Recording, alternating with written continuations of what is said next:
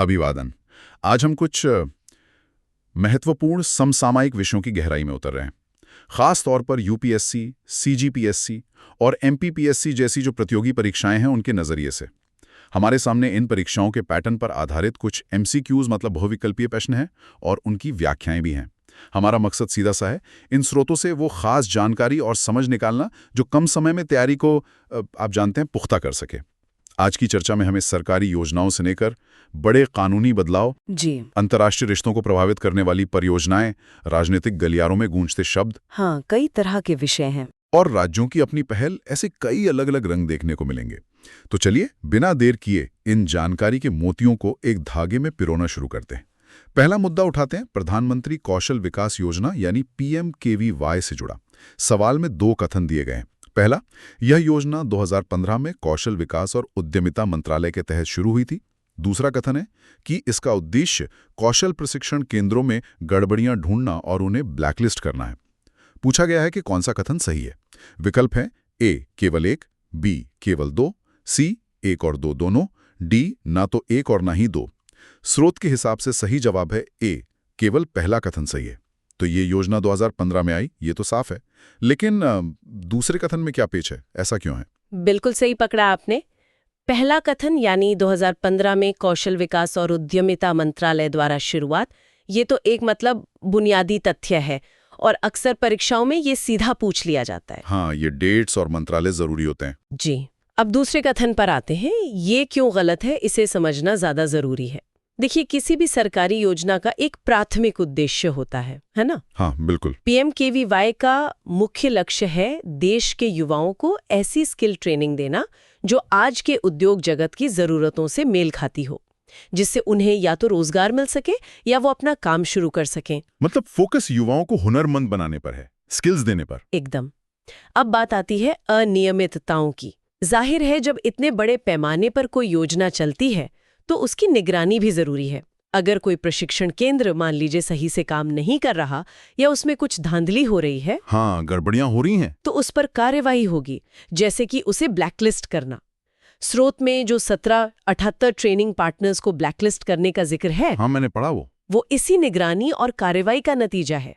लेकिन ये कार्यवाही योजना का उद्देश्य नहीं है। अच्छा, ये योजना को सही ढंग से चलाने का एक तरीका है, एक प्रशासनिक कदम कह सकते हैं। उद्देश्य तो सकारात्मक है, कौशल बढ़ाना। कार्रवाई तो नकारात्मक परिस्थितियों से निपटने के लिए है। ये एक बहुत अहम बारीक बात है, सही कहा।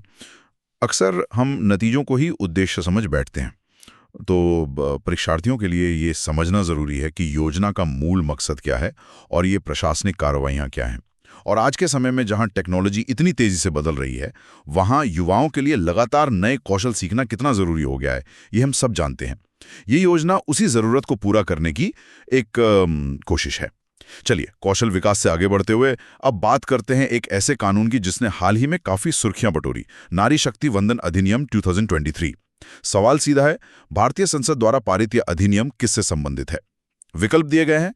ए, महिला उद्यमियों को वित्तीय सहायता, बी, लड़कियों के लिए मुफ्त शिक्षा, सी, घरेलू हिंसा का मुकाबला, या फिर डी, लोकसभा और राज्य विधानसभाओं में महिलाओं के लिए 33% आरक्षण। ये तो पिछले कुछ समय से राष्ट्रीय चर्चा का बड़ा विषय रहा है और स्रोत के अनुसार सही जवाब है डी। जी हाँ, बिल्कुल। लोकसभा और राज्य विधानसभाओं में महिलाओं के लिए 33% आरक्षण का प्रावधान। जी हाँ, और जैसा कि स्रोत में दिए गए मिशन शक्ति विज्ञापन में भी इसका उल्लेख है, इसे एक ऐतिहासिक मील का पत्थर कहा जा रहा है। इस कानून का सार यही है कि भारत की संसद यानी लोकसभा और सभी राज्यों की विधानसभाओं में कुल सीटों का 1/3 हिस्सा, 1/3 महिलाओं के लिए आरक्षित होगा। ये भारतीय लोकतंत्र में महिलाओं की भागीदारी बढ़ाने की दिशा में एक बहुत बड़ा, एक महत्वपूर्ण कदम माना जा रहा है। निश्चित तौर पर। लेकिन क्या ये आरक्षण तुरंत लागू हो जाएगा? इसमें कुछ पेंच भी तो बताए जा रहे थे। हाँ। ये एक महत्वपूर्ण पहलू है जिस पर ध्यान देना जरूरी है। कानून तो बन गया है, राष्ट्रपति की मंजूरी भी मिल गई है, हाँ। लेकिन इसके लागू होने की जो प्रक्रिया है वो अगली जनगणना और उसके बाद होने वाले परिसीमन यानी डिलिमिटेशन पर निर्भर करती है। अच्छा, डिलिमिटेशन मतलब सीटों का फिर से निर्धारण? हाँ, बिल्कुल। परिसीमन का मतलब है लोकसभा और विधानसभा क्षेत्रों की सीमाओं को जनसंख्या के आधार पर फिर से तय करना, जब ये प्रक्रिया पूरी होगी तभी ये आरक्षण प्रभावी हो पाएगा। ओह, तो हाँ, ये एक भविष्योन्मुखी कानून है जिसका असर हमें कुछ सालों बाद देखने को मिलेगा, लेकिन इसका पास होना ही अपने आप में एक बड़ी राजनीतिक और सामाजिक घटना है। समझ गया। मतलब कानूनी तौर पर रास्ता साफ है, पर अमल में आने में अभी वक्त लगेगा। ये निश्चित रूप से राजनीति में लैंगिक समानता की बहस को और आगे बढ़ाएगा, और विधायी निकायों में महिलाओं की संख्या बढ़ने से क्या नीतियों और कानूनों पर भी असर पड़ेगा, ये देखना वाकई दिलचस्प होगा। अब देश की राजनीति से निकलकर थोड़ा अंतर्राष्ट्रीय पटल पर नजर डालते हैं। एक बड़ी परियोजना है चीन पाकिस्तान आर्थिक गलियारा यानी CPEC। सवाल है कि ये विशाल बुनियादी ढांचा परियोजना किस वैश्विक विकास रणनीति का एक अहम हिस्सा है। विकल्प हैं: ए, शंघाई सहयोग संगठन SCO, B, belt and road initiative BRI, चीन की वैश्विक रणनीति, हाँ, सी, सार्क, या क्षेत्रीय व्यापक आर्थिक भागीदारी RCEP, और इस सवाल का सही जवाब स्रोत हमें बताता है BRI। CPEC और BRI का ये रिश्ता क्या है, जरा इसे खोलकर समझाएं। जरूर। CPEC, जैसा कि नाम से जाहिर है, चीन और पाकिस्तान के बीच बनने वाला सड़कों, रेलवे लाइनों, पाइपलाइनों और ऊर्जा परियोजनाओं का एक बहुत बड़ा नेटवर्क है। ये चीन के शिनजियांग प्रांत को पाकिस्तान के ग्वादर बंदरगाह से जोड़ता है, अरब सागर तक। अच्छा, ग्वादर तक। जी। अब आते हैं BRI पर। बेल्ट एंड रोड इनिशिएटिव चीन की एक अत्यंत महत्वाकांक्षी वैश्विक पहल है। इसके तहत चीन एशिया, यूरोप, अफ्रीका और उससे भी आगे तक, मतलब जमीनी और समुद्री रास्ते बनाकर कनेक्टिविटी और व्यापार बढ़ाना चाहता है। हाँ, ये तो बहुत सुना है BRI के बारे में। जी। और स्रोत का संपादकीय पाकिस्तान डबल गेम साफ तौर पर कहता है कि CPEC इस विशाल BRI का सबसे बड़ा और प्रमुख घटक है, एक फ्लैगशिप प्रोजेक्ट। हाँ, सबसे महत्वपूर्ण। तो CPEC को BRI के बिना समझना अधूरा होगा, ये उसी का हिस्सा है। यानी CPEC एक तरह से BRI का जमीनी चेहरा है पाकिस्तान में। जी। लेकिन भारत के लिए इसके क्या मायने हैं? क्या ये सिर्फ चीन पाकिस्तान का मामला है हमारे लिए? नहीं, भारत के लिए इसके गहरे रणनीतिक मायने हैं। सबसे बड़ी चिंता का विषय ये है कि CPEC का एक बड़ा हिस्सा पाकिस्तान अधिकृत कश्मीर यानी POK से होकर गुजरता है। हाँ, ये मुख्य मुद्दा है। बिल्कुल, भारत POK को अपना अभिन्न अंग मानता है और इस क्षेत्र से होकर किसी तीसरे देश की परियोजना के गुजरने को अपनी संप्रभुता का उल्लंघन मानता रहा है। ये भारत का स्पष्ट स्टैंड है। जी। इसके अलावा इस क्षेत्र में चीन की बढ़ती रणनीतिक उपस्थिति और पाकिस्तान के साथ उसकी जो गहरी होती साझेदारी है, वो भी भारत के लिए सुरक्षा संबंधी चिंताएं पैदा करती है।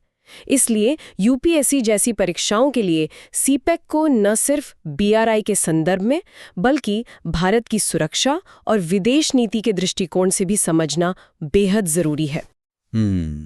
ये बात तो है। मतलब ये सिर्फ आर्थिक गलियारा नहीं, बल्कि इसके भू-राजनीतिक और सामरिक पहलू भी उतने ही महत्वपूर्ण हैं, खासकर भारत के नज़रिए से। चलिए, अंतर्राष्ट्रीय गलियारों से वापस भारतीय राजनीति के मैदान में आते हैं। यहाँ एक खास शब्द सुनने को मिलता है, पॉलिटिकल पैराशूटिस्ट। स्रोत के संपादकीय खंड नॉट जस्ट डायनेस्ट्स में इसका जिक्र है। सवाल है कि यह शब्द किसके लिए इस्तेमाल होता है। विकल्प हैं: ए, ऐसा नेता जिसे पद विरासत में मिला हो, बी, ऐसा व्यक्ति जिसे बिना खास पूर्व राजनीतिक अनुभव के सीधे किसी बड़े राजनीतिक पद पर लाया गया हो, सी, ऐसा नेता जो बार बार पार्टी बदलता हो, या डी, ऐसा उम्मीदवार जो सुरक्षित मानी जाने वाली सीट से चुनाव लड़े। पॉलिटिकल पैराशूटिस्ट सुनने में ही लगता है जैसे कोई अचानक ऊपर से आ गया हो, और स्रोत के मुताबिक सही जवाब है बी, एक व्यक्ति जिसे महत्वपूर्ण पूर्व राजनीतिक क्षेत्र के अनुभव के बिना एक राजनीतिक पद पर शामिल किया गया हो। ये वंशवादी से कैसे अलग है? दोनों में क्या फर्क है? हाँ, ये एक दिलचस्प तुलना है और अक्सर ये शब्द साथ साथ इस्तेमाल होते हैं। वंशवादी या डायनेस्ट वो होता है जो किसी स्थापित राजनीतिक परिवार से आता है। उसे राजनीति में एंट्री अक्सर परिवार के नाम और संपर्कों की वजह से मिलती है। हाँ, परिवार का बैकग्राउंड होता है। जी, हो सकता है उसने पार्टी में नीचे से काम किया हो या न भी किया हो, लेकिन पारिवारिक पहचान अहम होती है। लेकिन पैराशूटिस्ट शब्द का इस्तेमाल, जैसा कि स्रोत स्पष्ट करता है, खास तौर पर उन लोगों के लिए होता है जो राजनीतिक परिवार से नहीं आते। अच्छा, ये फर्क है। हाँ, जिनका पहले कोई लंबा चौड़ा राजनीतिक या जमीनी कार्यकर्ता वाला अनुभव नहीं रहा होता और उन्हें अचानक किसी अहम पद जैसे मंत्री पद या सीधे चुनाव का टिकट दे दिया जाता है। गोया वो बाहर से सीधे शीर्ष पर पैराशूट कर दिए गए हों। तो मतलब दोनों ही मामलों में शायद अनुभव की कमी हो सकती है, लेकिन एंट्री का रास्ता अलग है। एक परिवार के रास्ते आ रहा है, दूसरा कहीं बाहर से सीधे लाया जा रहा है। हाँ, कह सकते हैं। संपादकीय का शीर्षक नॉट जस्ट डायनेस्ट्स भी इसी ओर इशारा करता है कि राजनीति में ऊपर आने के रास्ते सिर्फ वंशवाद तक सीमित नहीं है। ये पैराशूटिंग भी एक तरीका है और इस पर अक्सर बहस होती है कि क्या ऐसे लोगों को मौका मिलना चाहिए, क्या अनुभव ज्यादा जरूरी है या किसी खास क्षेत्र की विशेषज्ञता या फिर लोकप्रियता। ये शब्द राजनीति में प्रतिभा, अनुभव, संपर्क और अवसर के बीच के जो जटिल खींचतान है उसको दिखाता है। ये सचमुच भारतीय राजनीति को समझने के लिए एक महत्वपूर्ण शब्दावली है। ये दिखाता है कि सत्ता के गलियारों में प्रवेश के कई रास्ते हैं और हर रास्ते की अपनी कहानी और अपने मायने हैं। और अब आते हैं आज की चर्चा के आखिरी सवाल पर। ये मिशन शक्ति कार्यक्रम से जुड़ा है, जिसे महिलाओं की सुरक्षा, सम्मान और सशक्तिकरण के लिए एक व्यापक कार्यक्रम बताया गया है। सवाल ये है कि ये किस भारतीय राज्य की पहल है? विकल्प हैं ए मध्य प्रदेश, बी बिहार, सी उत्तर प्रदेश और डी राजस्थान। और स्रोत में दिए गए विज्ञापन के आधार पर सही जवाब है सी उत्तर प्रदेश। मिशन शक्ति, इसके बारे में थोड़ा और जानना चाहेंगे? ये सिर्फ एक योजना है या कुछ और है? अच्छा सवाल है।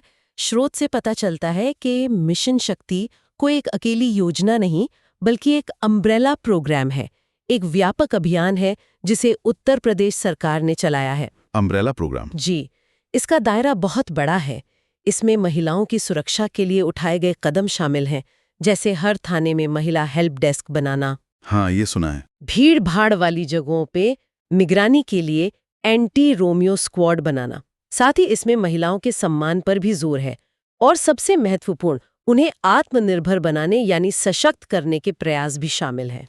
इसके तहत कई सारी सरकारी योजनाएं आती होंगी जो महिलाओं को आर्थिक रूप से मजबूत करने, उन्हें कौशल सिखाने या उनके स्वास्थ्य और शिक्षा पर केंद्रित हों। तो ये सुरक्षा, सम्मान और स्वावलंबन, इन 3 स्तंभों पर टिका एक राज्य स्तरीय प्रयास है। बड़ा प्रयास है। बिल्कुल। ये दिखाता है कि महिला सशक्तिकरण के मुद्दे पर राज्य सरकारें भी किस तरह व्यापक दृष्टिकोण अपना रही हैं। राष्ट्रीय स्तर के कानूनों के साथ साथ इस तरह की राज्य विशिष्ट पहलें भी जमीनी स्तर पर बदलाव लाने में अहम भूमिका निभा सकती हैं। ये दिखाता है कि कैसे एक ही लक्ष्य को पाने के लिए अलग-अलग स्तरों पर काम हो रहा है। ये वाकई दिलचस्प है। आज हमने महिला सशक्तिकरण के 2 पहलू देखे। एक, राष्ट्रीय स्तर का कानून, नारी शक्ति वंदन अधिनियम, जो राजनीतिक प्रतिनिधित्व की बात करता है। जी, और दूसरा उत्तर प्रदेश का मिशन शक्ति कार्यक्रम, जो सुरक्षा, सम्मान और जमीनी स्तर पर आत्मनिर्भरता पर केंद्रित है। दोनों का अपना महत्व है और ये मिलकर एक बड़ी तस्वीर बनाते हैं। है ना? बिल्कुल सही।